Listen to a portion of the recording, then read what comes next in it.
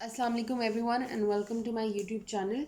तो आज जो हमारी टॉपिक है जिसके बारे में हमने बात करनी है वो डीएनए रेप्लिकेशन है। सबसे पहले हमें बताना चाहिए कि what is DNA. DNA stands for deoxyribonucleic acid और DNA is an heredity material जो हमारे पास पेरेंट्स से ऑफस्प्रिंग्स के अंदर ट्रांसमिट होता है। डीएनए रेप्लिकेशन का जो प्रोसेस है वो हमारे पास सिर्फ एस फेज़ के अंदर अकर करता है और उसके बाद हम ये सारी चीज़ें माइटोसिस और मियोसिस जो है वो हम 8, 9, 10 में पढ़ते हुए आ गए हैं। इस मेजर टॉपिक के अंदर जो मेजर कॉन्सेप्ट होगा वो ये होगा कि जब साइंटिस्ट को नहीं पता था कि डीएनए रेप्लिकेट कैसे करता है तो उन्होंने कौन कौन से मॉडल्स हमारे पास पेश किए थे। तो मॉडल्स ऑफ डीएनए रेप्लिकेशन के अंदर डीएनए जो है वो हमारे पास एक डुप्लेक्स स्ट्रक्चर है, मतलब कि उसके 2 स्ट्रैंड्स होते हैं।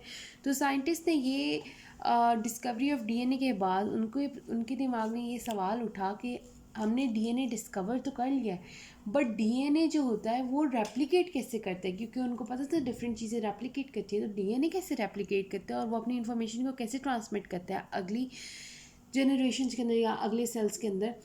तो हमारे पास उन्होंने 3 मॉडल्स पेश किए थे जिसके अंदर नंबर 1 जो है वो सेमी कंजर्वेटिव मॉडल था, नंबर 2 कंजर्वेटिव मॉडल था और नंबर 3 डिस्पर्सिव मॉडल था।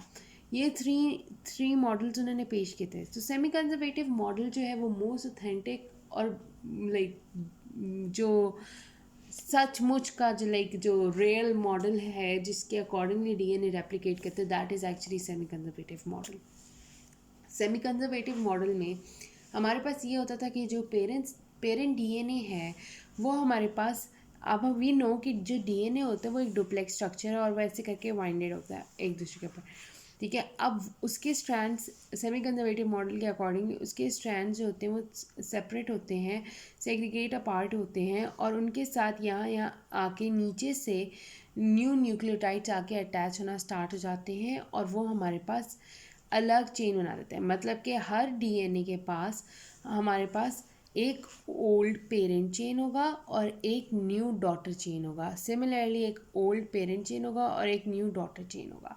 ठीक है, ये हमारे पास सेमी कंजर्वेटिव मॉडल के अकॉर्डिंग है। और जो डीएनए होता है, इफ़ यू नो अबाउट, क्योंकि हम इस चैप्टर में पढ़ते हुए आ रहे हैं, डीएनए एंड क्रोमोसोम इस चैप्टर का नाम है। तो इसके ना हमें पता है कि एक डीएनए का 5 प्राइम एंड होता है और एक डीएनए का 3 प्राइम एंड होता है एंड दीज बोथ स्ट्रैंड्स जो कि ओरिजिनल स्ट्रैंड्स होते हैं they are antiparallel to each other. For example इसका यहाँ 5 प्राइम एंड है, यहाँ 3 प्राइम एंड है, तो इसका यहाँ 5 प्राइम एंड है और यहाँ 3 प्राइम एंड है। They are antiparallel to each other. जो डीएनए है वो हमेशा 5 प्राइम टू 3 प्राइम मूव करता है। 3 प्राइम के ऊपर उसका हाइड्रोक्सिल ग्रुप अटैच होता है जिसके साथ आके फॉस्फेट अटैच होता है और वो फोस्फो डायएस्टर बॉन्ड्स बनाते जाते हैं और वो बढ़ती जाती है चेन्स। ठीक है, अब हमारे पास सिमिलरली यही केस होता है, ये सेग्रीगेट अपार्ट होते हैं या न्यूक्लियोटाइड जाके अटैच होना स्टार्ट कर देते हैं और डीएनए चेन्स ग्रो करना स्टार्ट कर देती हैं and this is how DNA replication occurs. ठीक है, अब हमारे पास इस केस के अंदर सेमी कंजर्वेटिव के अंदर जैसे मैंने पहले भी बताया एक डॉटर चेन होगी और एक जो होगी वो पेरेंट होगी, एक डॉटर होगी एक पेरेंट होगी डीएनए। कंजर्वेटिव मॉडल के अंदर क्या होता था, कंजर्वेटिव मॉडल का अंदर ये होता था कि हमारे पास जो एक पेरेंट डीएनए है वो पेरेंट ही रह जाएगा, जो डॉटर डीएनए वो डॉटर रह जाएगा। मतलब कि ऐसा नहीं होगा कि पेरेंट को सेग्रीगेट अपार्ट होना पड़ेगा और उसके साथ साथ डॉटर होगी ग्रो करेगा। हमारे पास जो पेरेंट है वो पेरेंट रह जाएगा और जो हमारे पास डॉटर है वो एक नए सिरे से एक डॉटर स्टैंड बनना स्टार्ट हो जाएगा and they have no relation with each other. जो डिस्पर्सिव मॉडल होता है, डिस्पर्सिव मॉडल ने ये एक्सप्लेन किया था जो पेरेंट डीएनए मॉलिक्यूल्स होते हैं वो डिस्पर्स अपार्ट हो जाते हैं, थोड़ी थोड़ी फासले के ऊपर पेरेंट होता है, थोड़ी थोड़ी फासले के ऊपर डॉटर होता है। वो मतलब कि फॉर एग्जांपल ये पेरेंट है, थोड़ा सा डॉटर आ गया, नया स्टैंड आ जाता है, फिर पेरेंट, मतलब कि पेरेंट स्टैंड के अंदर ही न्यू स्ट्रैंड्स उगना स्टार्ट हो जाते हैं छोटे छोटे करके एक पीसेस फ्रेगमेंट्स के फॉर्म के अंदर, और इसको हम डिस्पर्सिव मॉडल कहते हैं। If you look at the diagrams over here, हमारे पास यहाँ जो डायग्राम्स हैं उनके अकॉर्डिंगली भी ये बात हमारे पास एक्सप्लेन हुई हुई है। जैसे यहाँ हमारे पास सबसे पहला जो मॉडल है उसके ना हमारे पास ये पेरेंटल स्ट्रैंड है और उसकी वजह से हमारे पास एक पिंक और एक ब्लू स्ट्रैंड ग्रो किया हुआ है यहाँ।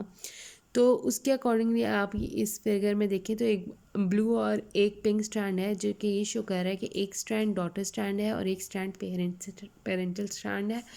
यहाँ कंजर्वेटिव मॉडल के अंदर हमारे पास पेरेंटल स्ट्रैंड है, पेरेंटल स्ट्रैंड वैसा का वैसा पेरेंटल रह गया, और डॉटर स्ट्रैंड एक न्यू डॉटर स्ट्रैंड हो गया है कहीं से भी, मतलब जो न्यूक्लियोटाइड्स हैं, और वो उन्होंने कहा कि शायद कोई इन्फॉर्मेशन हो जिससे एक वेरी न्यू, मतलब कि इसको सेग्रीगेट अपार्ट होके सेमी कंजर्वेटिव की तरह नहीं होना।